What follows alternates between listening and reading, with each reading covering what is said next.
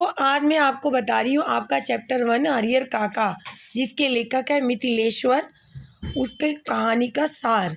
इस पाठ में हरिहर काका मुख्य पात्र हैं, जिनकी अपनी कोई संतान नहीं है। उनके पास 15 बीघे जमीन है और वही जमीन उनकी जान की आफत भी बन जाती है। अंत में उसी जमीन के कारण उन्हें सुरक्षा भी मिलती है। लेखक इस पाठ के जरिए समाज में हो रही नकारात्मक बदलाव से हमें अवगत कराना चाहता है कि आज का मनुष्य कितना स्वार्थी मनोवृत्ति का हो गया है। साथ ही उसने ग्रामीण परिवेश, वर्तमान में पारिवारिक संबंधों पर चढ़ी स्वार्थ की भावना, बुजुर्गों के प्रति उदासीनता तथा धर्म के नाम पर अंधभक्ति को भी चित्रित किया है। पाठ में लेखक अपने गांव के एक बुजुर्ग हरिहर काका के बारे में बताता है कि कई सालों बाद जब वह गांव गया तो हरिहर काका की दशा बहुत खराब थी। वे उदास थे। उन्होंने लेखक से बात तक नहीं की। उन्हें बड़ा आश्चर्य हुआ कि हरिहर काका बचपन में उनके एक अच्छे दोस्त थे, उन्हें एक पिता से ज़्यादा प्रेम करते थे, अपनी कोई बात भी उनसे नहीं छुपाते थे। गांव के मंदिर में वे बताते हुए कहते हैं कि उस गांव में एक बहुत बड़ी ठाकुरबाड़ी है। वहाँ पहले एक व्यक्ति छोटी सी कुटिया बनाकर रहता था। धीरे धीरे लोगों के द्वारा तन मन धन समर्पित करने के कारण आज वे गांव की सबसे बड़ी नहीं बल्कि इलाके की सबसे बड़ी ठाकुरबाड़ी बन गई है। हरिहर काका के बारे में बताते हैं कि उनकी 2 पत्नियां थी, दोनों की मृत्यु हो गई। उनकी अपनी कोई संतान नहीं थी। वे अपने भाइयों के परिवार के साथ रहते थे। उन लोगों के पास 60 बीघा जमीन थी। हरिहर काका के हिस्से में 15 बीघे जमीन आई। जैसे ही उनके भाइयों की शादी हुई, उनकी पत्नियों ने हरिहर काका को पूछना बंद कर दिया। घर में मेहमान आने पर अच्छा खाना बना, लेकिन उन्होंने हरिहर काका को फिर भी खाने में रूखा सूखा दिया। यह देखकर उन्हें गुस्सा आया और उन्होंने भोजन की थाली घर के आंगन में फेंक दी। चिल्लाते हुए बाहर निकल गए। तभी वहां से ठाकुरबाड़ी के महंत गुजर रहे थे। उन्होंने ये सब देख लिया और हरिहर काका को ठाकुरबाड़ी ले गए।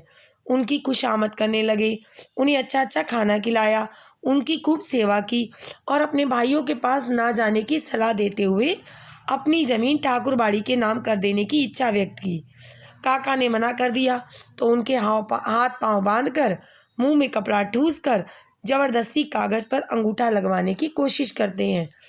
बात ना मानने पर उन्हें गोदाम में बंद कर कर भाग जाते हैं। तभी हरिहर काका के भाई पुलिस लेकर ठाकुरबाड़ी आते हैं और हरिहर काका को छुड़ाकर ले जाते हैं और उनकी कड़ी सुरक्षा के साथ साथ उनके खाने का भी ध्यान रखते हैं।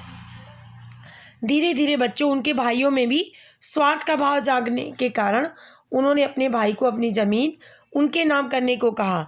लेकिन हरिहर काका के पास गांव में काफ़ी ऐसे लोग को जानते थे जिन्होंने अपने जीते जी अपनी ज़मीन अपने भाइयों के नाम या अन्य व्यक्तियों के नाम कर दी। बाद में उनकी ज़िंदगी एक कुत्ते की तरह हो गई, यानी नर्क जैसी। कोई उन्हें पूछने वाला ही नहीं था। वे अपनी ज़मीन को खोना नहीं चाहते थे, इसलिए उन्होंने भाइयों के नाम जमीन करने से मना कर दिया। भाइयों ने भी उनके साथ ठाकुरबाड़ी के लोगों जैसा व्यवहार किया। उसके बाद गांव में 2 राय हो गई। एक जो कि ठाकुरबाड़ी के प्रसाद पर पलते थे, उन्होंने कहा हरिहर काका को अपनी ज़मीन ठाकुरबाड़ी के नाम कर देनी चाहिए ताकि वे हमारे गांव की नहीं बल्कि पूरे ज़िले की सबसे बड़ी ठाकुरबाड़ी बन जाए। दूसरे पक्ष के लोग कहने लगे काका को अपने खून का रिश्ता समझकर यह जमीन अपने भाइयों के नाम कर देनी चाहिए। काका का भरोसा बच्चों अब सबसे उठ गया था। वे बिल्कुल शांत रहने लगे क्योंकि उन्हें अपने जीवन में कोई भी ऐसा व्यक्ति नहीं मिला जो उनके पैसे के कारण उन्हें प्यार ना करके निस्वार्थ भाव से उनसे दोस्ती करे। उनकी हालत को देखते हुए सरकार ने उनके लिए 2 पुलिस वाले तैनात कर दिए।